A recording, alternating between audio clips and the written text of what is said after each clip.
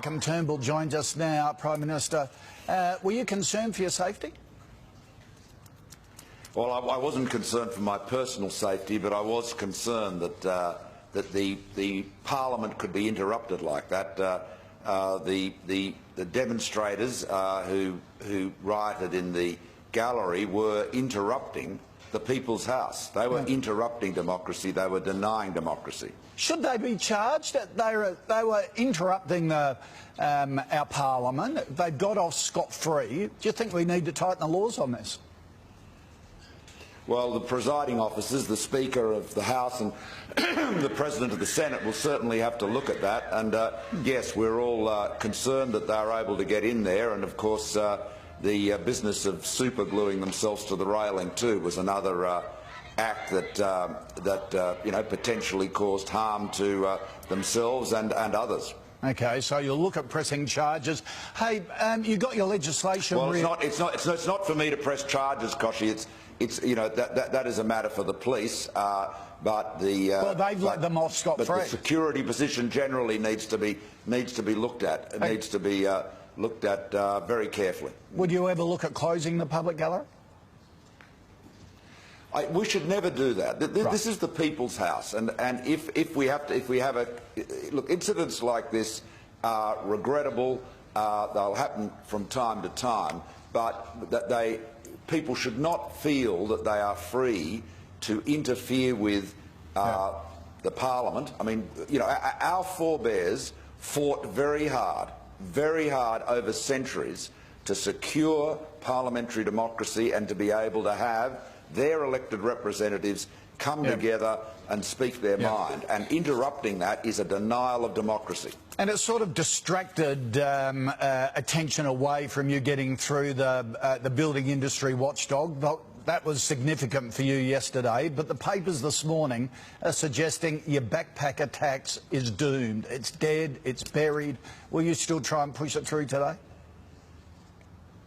Well, Koshi, let me say this. The industrial reforms, the restoration of law, the rule of law to the building and construction sector is a vital economic reform. The Labor Party has been fighting against this tooth and nail to protect the CFMEU for years.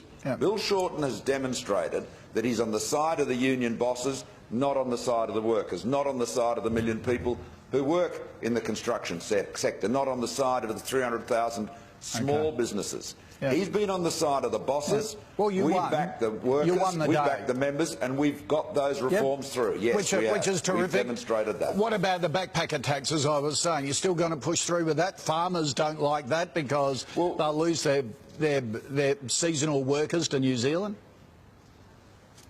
Well, again, Bill Shorten's got to face up to this. Now, this is what he is. So you'll keep pushing ahead on it? Under the existing law, backpackers who are non-residents will pay 32.5 cents tax from $1. We have, in consultation with the farmers and the sector, we've compromised and brought it back down to 15%, which is what the National Farmers Federation and the industry support. The Labor Party, out of sheer bloody mindedness, are now saying it should be 10.5%. So if you're an Aussie kid and you go picking fruit, your marginal tax rate is 19% after the tax-free threshold. The Labor wants you to be working side by side with a foreign worker, some rich kid from Germany who's out here on a holiday, to be paying 10.5%, but it's worse than that. There is a very sinister side to this, and it says a lot about Labor.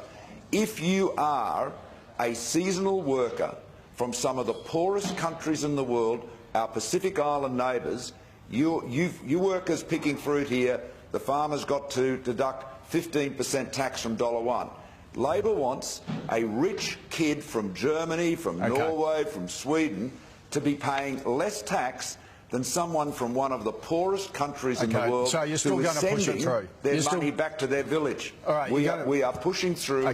Our reform is just. All right.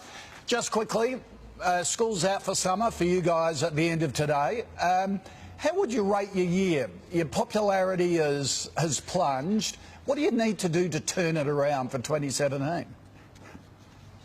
Well, Koshi, the measure of what we do as a government is not measured in my ratings, as you describe it, or popularity. It's measured in what we do.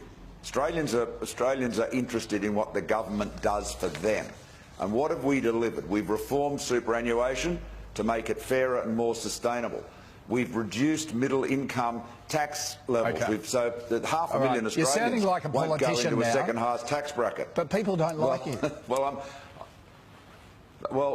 Koshy, you know what? They like us to deliver. Australians want us to deliver for them. I have to say to you that there is a parallel. There are two worlds, Koshy. There's the press gallery, who are interested in polls and ratings and personalities.